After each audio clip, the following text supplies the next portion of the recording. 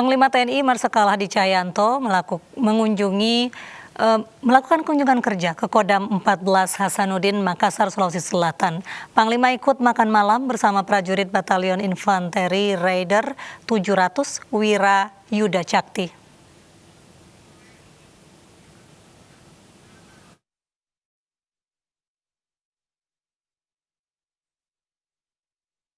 Selamat malam dan salam sejahtera bagi kita sekalian. Om Swastiastu. Yang terhormat Pati Pangkogap Wilhan III.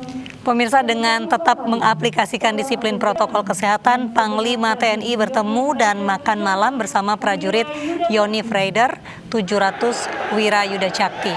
Sebelum dan sesudah makan malam dimulai, Panglima memukul lonceng mini sebanyak 3 kali, tanda makan malam dimulai dan berakhir, seperti saat prajurit melaksanakan pendidikan. Pada malam hari ini.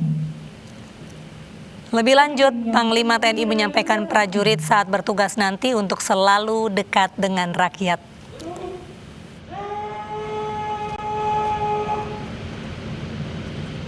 Kesatrianya saja, auranya udah luar biasa. Ketika saya lihat prajuritnya, saya lihat begitu percaya diri. Ya, inilah percaya diri itu harus benar-benar dijaga. Karena unit Raider 700 adalah batalion yang sangat legenda. Legendarisnya luar biasa. Unjuk rasa di depan kantor Bupati Batubara, Sumatera Utara siang tadi berlangsung ricuh. Massa menuntut Bupati segera mencopot Kepala Dinas Pendidikan karena terlibat kasus dugaan korupsi dana BOS dan pungutan liar uji kompetensi guru.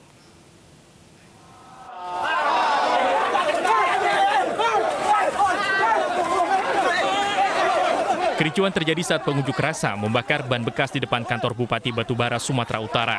Petugas berupaya memadamkan api, namun dihalangi demonstran sehingga terjadi adu fisik. Akibat bentrokan sejumlah massa dan petugas terluka.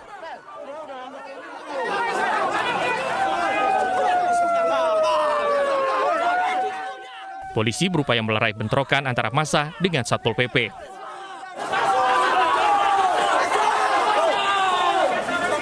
Pengunjuk rasa menuntut Bupati segera mencopot Kepala Dinas Pendidikan Batubara yang diduga terlibat kasus korupsi dana bantuan operasional sekolah atau BOS. Ia juga diduga melakukan pungutan liar dalam uji kompetensi guru sebesar 5 juta rupiah. Massa juga meminta penegak hukum turun tangan memeriksa dugaan korupsi di Dinas Pendidikan Batubara. Ada dugaan pungli maupun korupsi di dalam dunia pendidikan Kabupaten Batubara. Terkait dana BOS afirmasi, kegiatan UKG, penggelapan beasiswa mahasiswa yang diduga tidak disalurkan. Massa mengancam jika tuntutan mereka tidak dikabulkan akan kembali berunjuk rasa dengan massa yang lebih besar. Dari Batubara, Sumatera Utara, Fadli Pelka, iNews melaporkan. Badan Narkotika Nasional Provinsi DKI Jakarta mengabulkan permohonan rehabilitasi penyanyi Reza Artamevia. Meski demikian, proses hukum Reza dalam kasus narkoba akan tetap berjalan.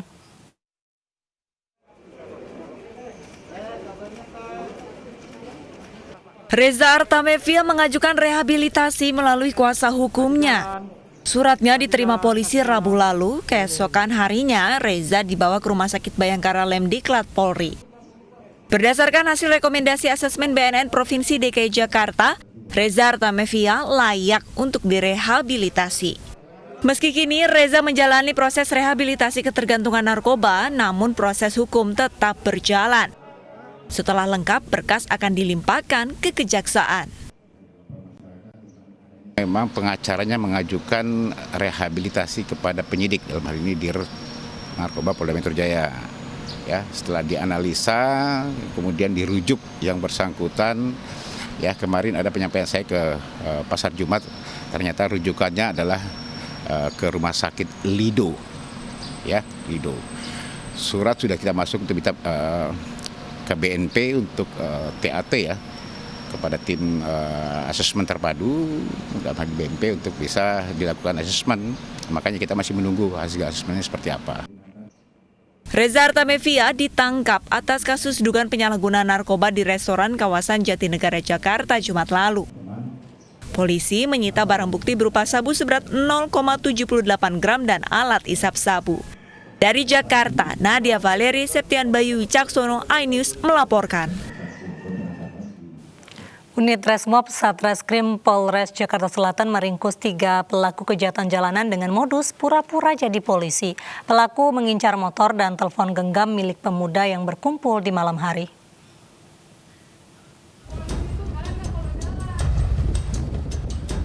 Unit Resmob Satreskrim Polres Metro Jakarta Selatan melaporkan 3 pelaku kejahatan jalanan yang sudah beraksi 11 kali di sejumlah wilayah ibu kota.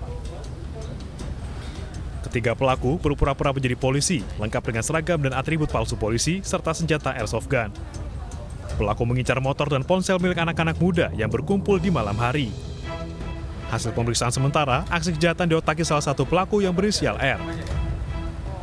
Yaitu adanya kasus kejadian 365 atau 368 atau pemerasan yang dilakukan oleh tersangka yang mengaku sebagai polisi gadungan. Jadi ada 3 tersangka yang telah kita amankan.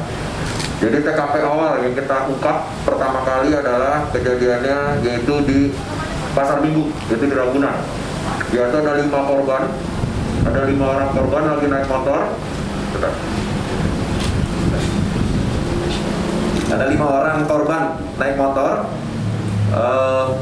yang bersangkutan disetop oleh tersangka di belakang saya ini 3 orang atas nama R, K, H, atas nama R, terus A dan OM. Polisi juga menyita sejumlah alat bukti hasil kejahatan seperti pakaian polisi, rompi, senjata, dan belasan telepon genggam. Ketiga pelaku terancam hukuman 9 tahun penjara. Dari Jakarta, Helmi Sanjangbati, iNews melaporkan.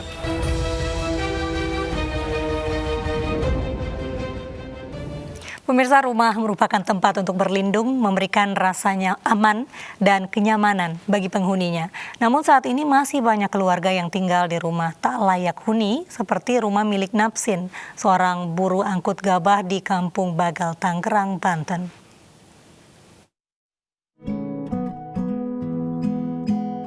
Sosok kepala keluarga yang bertanggung jawab dan anak yang berbakti kepada orang tua melekat di diri Napsin.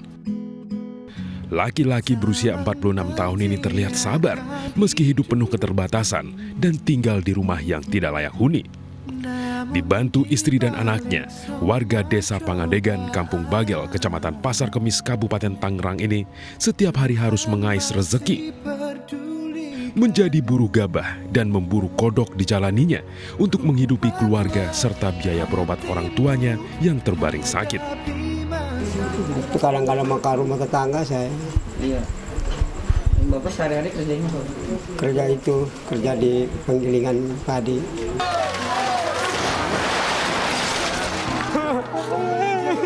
Rasa tanggung jawab dan kegigihan yang besar ini pun berbuah manis. MNC Peduli bersama Baitul Mal Muamalat membedah rumah Napsin agar layak huni dan nyaman bagi keluarganya. Secara penghasilannya sangat minim dan awalnya memang rumah ini juga sangat tidak layak. Alhamdulillah setelah diverifikasi dan menurut kami layak, maka masuk dalam bantuan kategori program bedah rumah ini. Ya, harapannya tentu agar orang-orang masyarakat yang menerima bedahan rumah ini, mereka juga bisa merasakan manfaatnya tentunya dengan rumah yang lebih layak ditempati, yang bisa lebih nyaman untuk keluarga mereka juga, untuk kehidupan mereka sehari-hari. Selain rumahnya direnovasi, Napsin dan keluarga juga mendapat modal usaha. Bantuan modal ini bisa dipergunakan untuk mencari tambahan rezeki bagi Napsin dan keluarga. Tim Liputan iNews melaporkan. Sejumlah ledakan terjadi di gudang pangkalan militer Yordania. Informasinya kami hadirkan usai jeda berikut.